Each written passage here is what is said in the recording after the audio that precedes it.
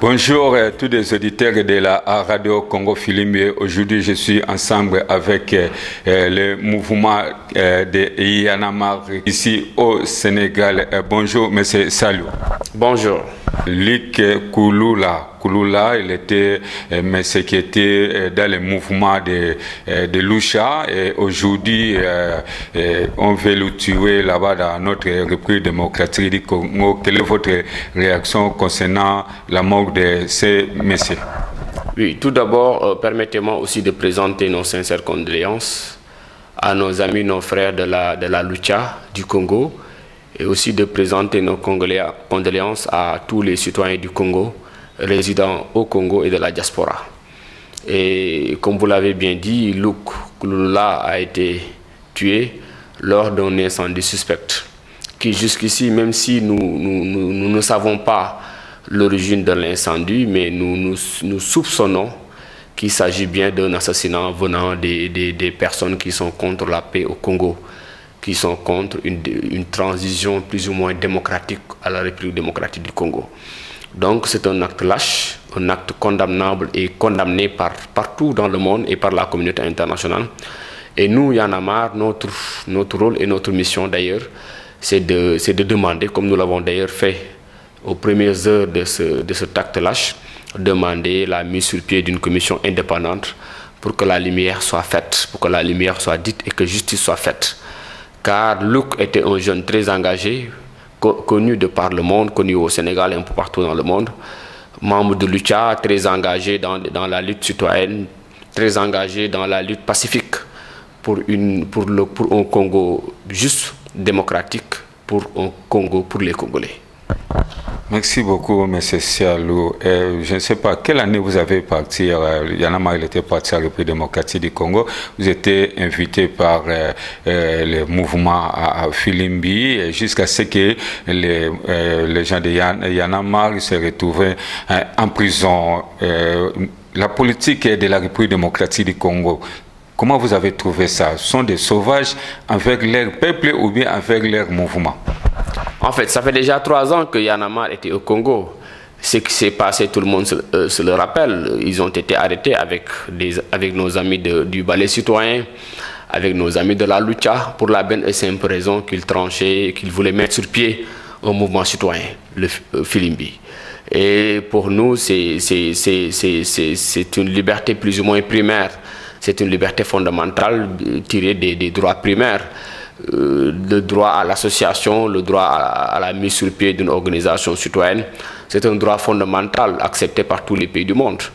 Aujourd'hui, le gouvernement congolais a intérêt à laisser le peuple congolais à choisir son président.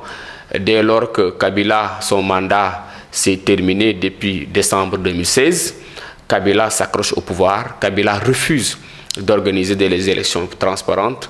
Kabila joue avec la constitution congolaise, Kabila joue avec l'administration congolaise, Kabila joue avec la paix du Congo. Et pour nous, Y'en a marre, nous l'avons d'ailleurs dit, le Congo a déjà trop versé de sang. Beaucoup de fils congolais sont déjà morts pour des luttes démocratiques.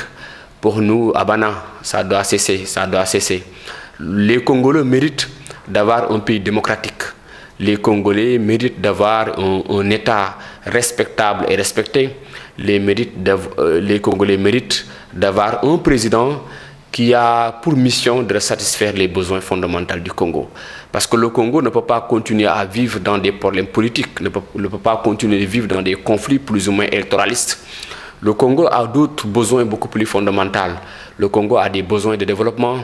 Ils ont besoin d'aller à l'école, les enfants ont besoin d'aller à l'école, ils ont besoin de se soigner, ils ont besoin d'avoir une armée forte, ils ont besoin d'avoir un corps administratif plus ou moins fort. Voici les raisons, voici ce qui est un problème fondamental. Et pour cela, Kabila doit revenir à la raison. Kabila et son clan doivent revenir à la raison et organiser des élections libres et démocratiques pour permettre vraiment à ces Congolais de vivre en paix. Nous avons des amis congolais un peu partout dans le monde. Certes, quelques-unes d'ailleurs m'ont dit, il y a de cela 1 mois, que sa famille était en train de partir pour aller vivre dans des pays limitrophes. Pourquoi? Parce qu'ils ont peur, sa famille a peur que la situation se dégénère à tout moment. Donc, il faut faire baisser cette peur. Comme le Sénégal, comme la Côte d'Ivoire, comme le Mali, comme d'autres pays, le Ghana, ces pays qui ont eu une longue tradition démocratique, ces pays qui ont une longue tradition d'alternance, le Congo mérite plus que ça. Parce que personne n'est plus africain que les Congolais. Et donc la démocratie à l'africaine, les Congolais aussi, ils ont leur droit dans cette démocratie. Monsieur Salou, est-ce que tu peux expliquer à tous les auditeurs qui nous suivent partout à travers le monde, mouvement Y'en a marre? Pourquoi mouvement Y'en a marre? Vous êtes les politiciens, vous êtes les musiciens, vous êtes au juste, c'est quoi Y'en a marre? Oui, le mouvement Y'en a marre est un mouvement citoyen panafricaniste qui a pour mission fondamentale d'arriver à un nouveau type de Sénégalais ou même d'arriver à un nouveau type d'Africains. Au-delà même de notre pays, ce mouvement s'intéresse à l'Afrique, car prochainement nous irons vers l'organisation de l'UPEC, l'Université de l'engagement citoyen, par lequel tous les mouvements citoyens de l'Afrique sont co-organisateurs de cet événement continental, l'organisent au nom du continent africain et au nom de tous ces mouvements africains. Donc le mouvement Y'en a marre est né comme ça. C'est un mouvement citoyen, pas un mouvement politique, c'est pas un parti politique comme la Lucha, c'est un mouvement citoyen, c'est une nouvelle forme de revendication. Parce qu'il faut comprendre que depuis les indépendances, l'Afrique a toujours eu quand même une société civile, des organisations de la société civile qu'on appelle des organisations traditionnelles de la société civile. Mais depuis quelques années, il y a de cela 8 à 10 ans, depuis 2011, le mouvement Y'en a marre est né, avec une nouvelle forme de protestation plus ou moins pacifique, avec des méthodes nouveaux, avec un système plus ou moins nouveau. Donc c'est ça qui fait qu'on l'appelle un mouvement citoyen. Le mouvement citoyen Y'en a marre, un mouvement plus ou moins révolutionnaire, mais qui est contre toute forme de violence, comme la Lucha, comme le ballet citoyen, et aussi comme d'autres mouvements citoyens d'Afrique. Donc c'est ça le mouvement citoyen, c'est le mouvement Y'en a marre. Ok, merci beaucoup. Comment tu as parlé le point des mouvements comme le mouvement Lucha, un mouvement à Filimbi, Radio Filimbi, tout ça sont des mouvements, leur mission, rien que pour lutter la politique comme les dictateurs qui veulent toujours se crocher dans leur pouvoir. On va parler sur la mort de Luc Kouloula. Vraiment, au nom de la radio Congo Filimbi, je me lève le chapeau pour dire que vraiment mes condoléances à toutes les familles de Kouloula, le monsieur qui est mort. On a brûlé, comme ça on a brûlé sa maison jusqu'à ce que sa maison s'était brûlée. Sa famille aujourd'hui, ils ont vraiment douleur. Et je ne sais pas comment je vais dire toutes les condoléances à toutes les familles de Lucha et familles de Lucha. Merci beaucoup. Monsieur Salou, je voulais vous poser une petite question concernant la République démocratique du Congo. Vous avez parti là-bas, République démocratique du Congo. Est-ce que ce n'était pas votre souci là-bas et vous connaissez que là-bas, la politique, ça ne va pas et vous avez mis seulement les pieds là-bas? Ce n'était pas votre souci de là-bas, de la République démocratique du Congo? Oui, en fait, le souci que nous avons au Congo, c'est le même souci que nous avons dans beaucoup de pays en Afrique. C'est que ces pays méritent la démocratie, comme je te l'ai dit tout à l'heure. Ce sont des Africains, comme tous autres Africains, ils ont des États comme nous. Ils ont acquis l'indépendance comme nous. Ce sont à la suite d'une grande lutte. Le Congo se souvient de ses fils qui sont battus, qui se sont tout le temps battus pour l'événement de la démocratie, qui sont tout le temps battus pour l'événement de la démocratie. Donc ce Congo-là mérite ce que nous avons dit tout à l'heure. Ce Congo mérite la paix. Et Luc est mort pour le Congo. Luc est mort pour les enfants du Congo. Luc est mort pour la démocratie congolaise. Luc est mort pour le développement du Congo. Donc ce qui est important aujourd'hui, après la présentation des condoléances, c'est de dire à nos amis, à nos frères, à nos sœurs du Congo qu'il ne faut pas que cette mort soit vaine. Il faut qu'au moins que nous prenions toutes nos responsabilités pour mettre les germes pour lesquels nous disons un jour que Luc est mort pour la bonne cause. Parce qu'au-delà de Luc, il y a beaucoup des centaines et des centaines d'autres Congolais qui ont été tués dans l'anonymat. Parce que Luc est connu, c'est vrai, mais d'autres ont été tués dans l'anonymat. Pourquoi? Parce que dans les villages les plus reculés, il y a des Lucs partout au Congo. Il y a eu des Lucs partout au Congo. Et il y en aura tout le temps. Pourquoi? Parce que comme un Congolais, comme un Sénégalais, comme un Tchadien, comme un Burkinabé, comme un Malien, comme un Ivoirien, tous ils ont les mêmes préoccupations, tous ils ont les mêmes besoins, tous ils ont les mêmes aspirations, tous ils ont la même volonté. Ils veulent avoir un continent libre, ils veulent avoir un continent démocratique, ils veulent avoir un continent où les présidents quand même s'aspirent à gouverner convenablement et à respecter le nombre de leur mandat. Aujourd'hui, le respect de la Constitution pose un problème fondamental en Afrique. Le problème de ces troisième mandats a déjà tué pas mal de personnes. Ici au Sénégal, en 2011, on se rappelle quand le président de la République avait décidé même de se briguer un troisième mandat, cela nous a causé plus de 13 morts, plus d'une quinzaine de morts. Donc si aujourd'hui le Congo veut faire la même chose, si aujourd'hui dans d'autres pays d'Afrique, les présidents veulent faire la même chose, ça devient dangereux parce qu'ils veulent rester au pouvoir au prix du sang. Ils veulent rester au pouvoir au prix de la mort. Et pour nous, ce n'est pas normal. C'est la raison pour laquelle on avait pris la décision d'aller au Congo. Parce que pour dire, partout en Afrique, les Africains sont chez eux. Partout en Afrique, le Sénégalais est chez lui. Partout en Afrique, le Congolais est chez lui. Partout en Afrique, le Togolais est chez lui. Donc l'Afrique, au-delà même des pays séparés, l'Afrique est un continent. Au-delà même du Sénégalais, du Congolais, du Tchadien, nous sommes tous des Africains. Donc c'est la raison pour laquelle tout ce qui touche à un Congolais doit naturellement toucher à un Sénégalais. Tout ce qui touche à un Tchadien doit naturellement toucher à un Gabonais. Regardez ce qui se passe avec Nkurunziza. Avec Nkurunziza qui refuse aussi de quitter le pouvoir au prix du sang. Combien de fils, combien d'enfants du pays sont tués? Pourquoi? Parce qu'il y a un président qui veut rester au pouvoir. Pour nous, nous devons fermer cette page de la dictature pour s'ouvrir entièrement la page de la démocratie et de la belle démocratie. C'est ça qui fait que nous avons pris la décision, il y a de cela 3 ans, d'aller accompagner nos frères de la lucha pour le lancement de leur mouvement. Et jusqu'ici, nous avons de très bonnes relations, nous avons de très bons rapports et nous travaillons conjointement d'ailleurs pour l'organisation de l'Université de l'engagement citoyen qui doit se faire naturellement en juillet prochain, Inch'Allah.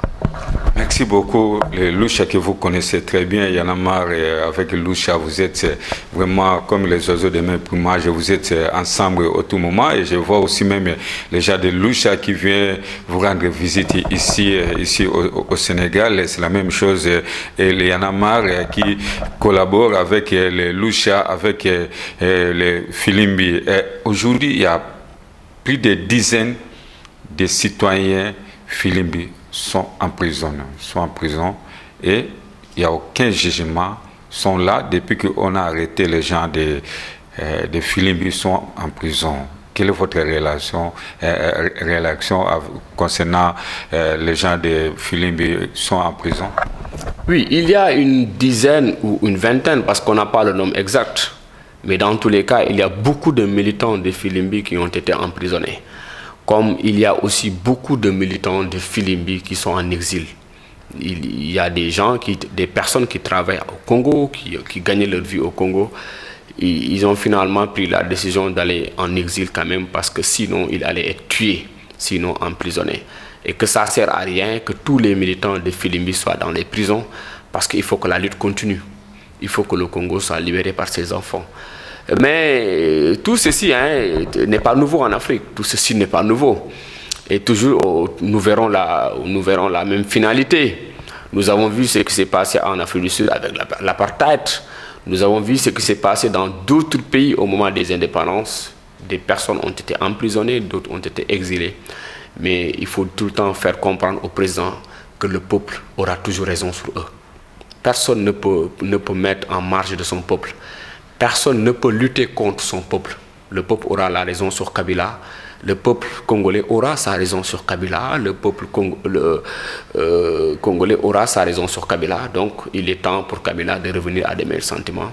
Sinon, il aura une fin très difficile et nous ne le souhaitons pas. Parce que personne ne peut continuer à tuer les enfants de son pays parce que pour la bonne et simple raison qu'il va garantir ses intérêts personnels et l'intérêt de son clan ou de sa famille. Donc pour ceux-là qui sont en prison, nous demandons une justice libre et indépendante. Mais il faudrait comprendre que pour qu'il y ait une justice libre et indépendante, il faut qu'il y ait d'abord un État. Il faut qu'il y ait un État reconnu par la Constitution. Donc aujourd'hui, la justice congolaise, on ne peut pas reconnaître cette justice plus ou moins pour lui demander de dire le droit. Pour que la justice congolaise puisse dire le droit, il faut qu'elle puisse quand même se mettre dans un état démocratique.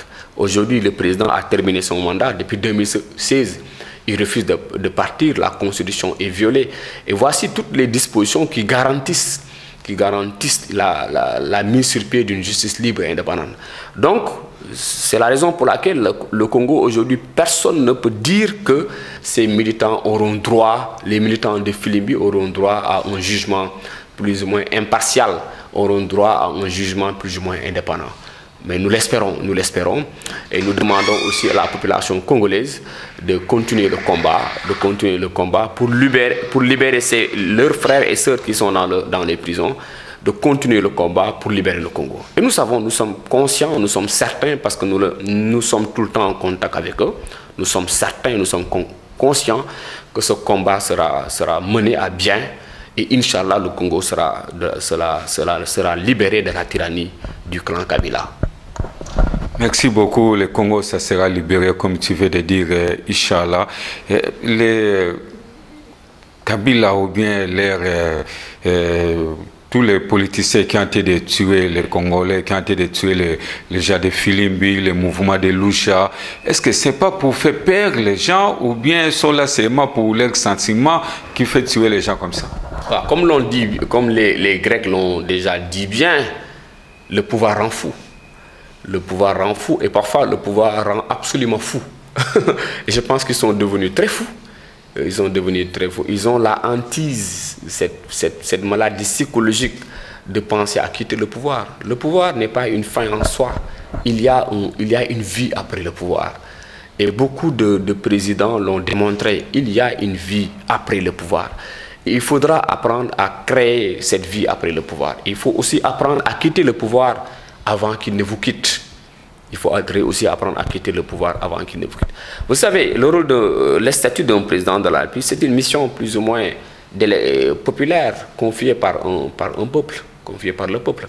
Donc, si le peuple vous donne, vous donne les dispositions plus ou moins constitutionnelles d'assurer la présidence de la République, de gouverner un État, il faudrait quand même prendre des dispositions nécessaires pour respecter ce peuple d'abord. Et ce qui se passe au Congo est tout à fait déplorable, parce que Kabila pense que sans lui, il n'y aura plus de Congo. Pour lui, le Congo, c'est lui. Le Congo a existé bien avant sa naissance. Le Congo a existé bien avant la naissance de son père, le père Kabila. Et le Congo va exister après sa mort. Absolument, le Congo va exister après sa mort. Donc, il faut qu'il revienne à des meilleurs sentiments. Il faut qu'il libère les prisonniers politiques. Il faut qu'il donne la justice son lustre d'antan. Il faut que l'administration congolaise soit totalement dépolitisée, parce qu'aujourd'hui, toute l'administration est totalement dépolitisée. Cette administration est soumise aux intérêts de Kabila. Et pour cela, il n'y a pas d'autre choix. Il faut que les enfants du Congo continuent le combat pour faire partir Kabila. Il n'y a pas d'autre solution au Congo pour nous. Il faut d'abord que Kabila, qui a fini ses mandats, parte. Il faut qu'il accepte de partir. Et après son départ, les enfants du Congo pourront se voir et décider de l'avenir du pays, et avec les Africains de décider de l'avenir du continent. Mais tout cela ne va pas être fait avec Kabila, parce que Kabila est fini. Kabila est fini. S'il le comprend, il est fini. S'il ne le comprend pas, il est fini. Et nous voulons minimiser les dégâts, comme les Congolais aussi veulent minimiser les dégâts. Parce que les Congolais ne veulent pas la guerre. Les Congolais ne veulent plus les conflits armés. Ils en ont assez de la guerre. Nos mamans du Congo ont assez de voir leurs fils assassinés tout le temps.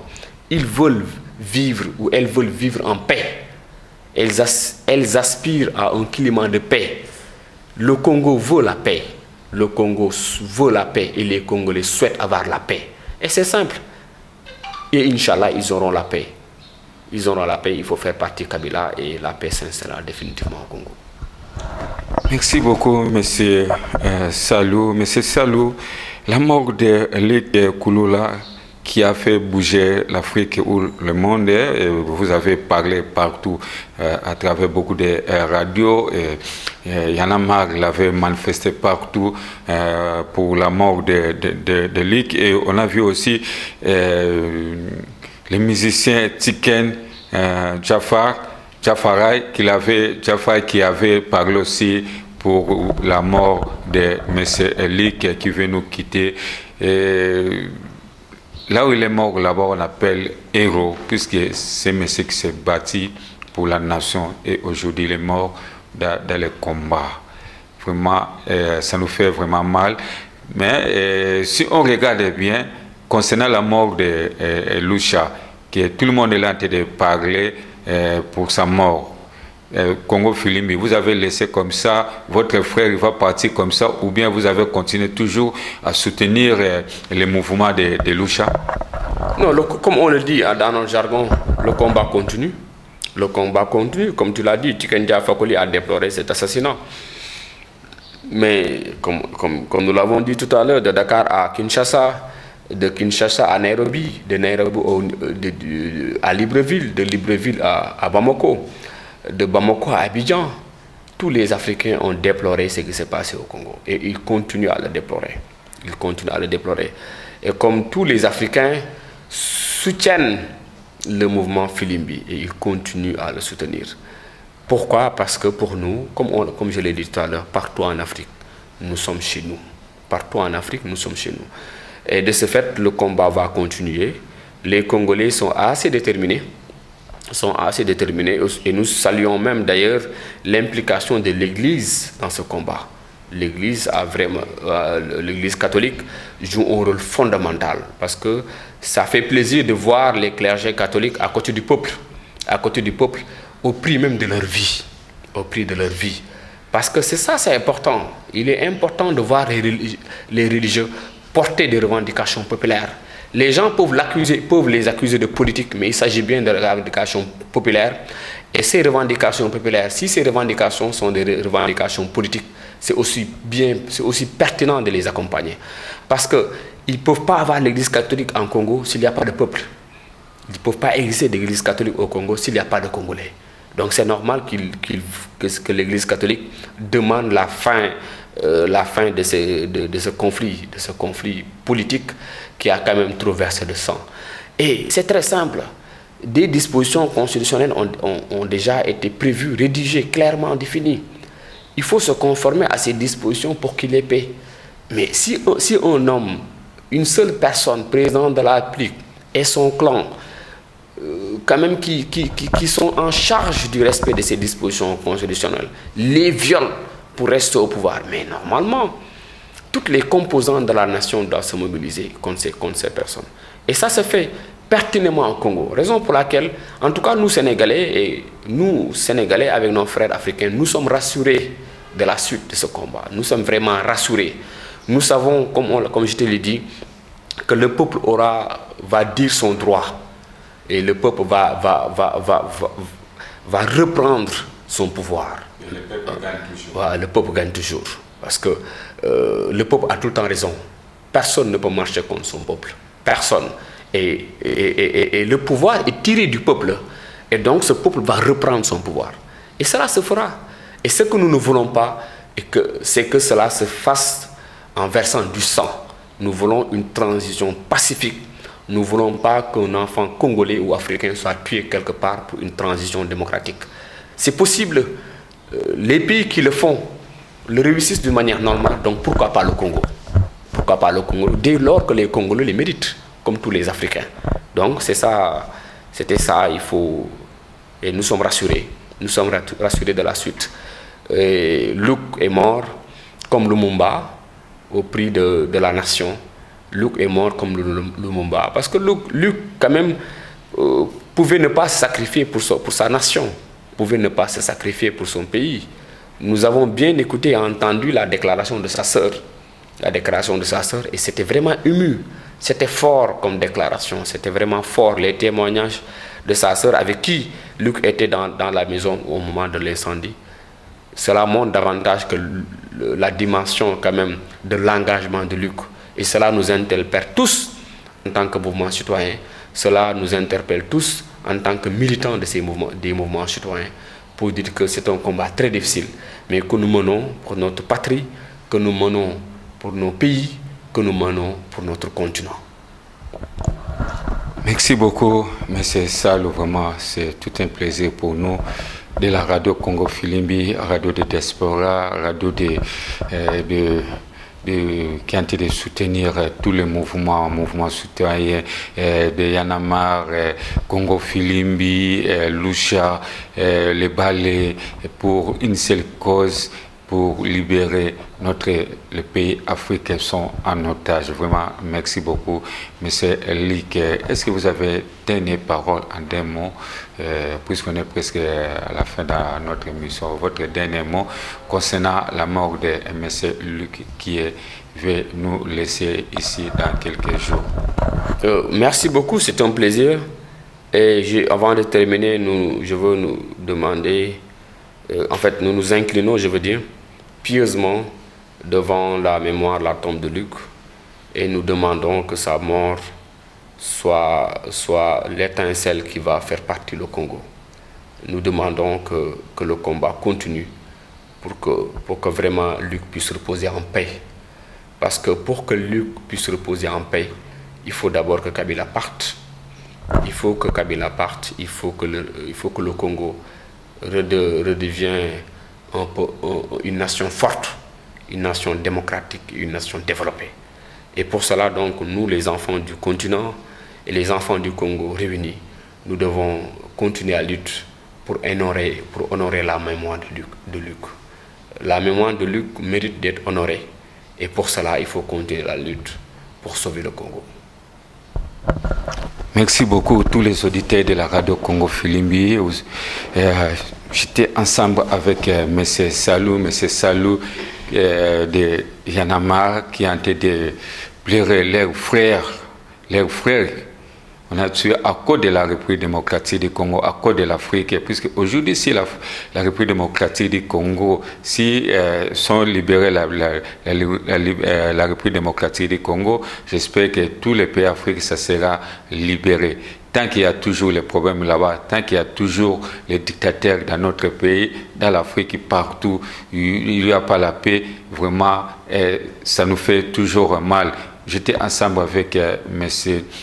Salou de la Yanamar, qui a bien parlé concernant la mort de notre frère Luc, qui veut nous laisser des mouvements de Lucha. C'était tout un plaisir pour nous de discuter et puis voir quelque chose, prendre quelques messages concernant la mort de notre frère de Luc. Monsieur Salou, vraiment, je vous remercie. Merci beaucoup. Salut-moi tous les gens de Yanamar partout là où ils sont. Vraiment, c'est tout un plaisir pour nous. Inch'Allah, si Dieu le veut, on sera ensemble, on va continuer notre lutte. Notre cause est juste, on va gagner toujours, donc le peuple gagne toujours. Merci beaucoup.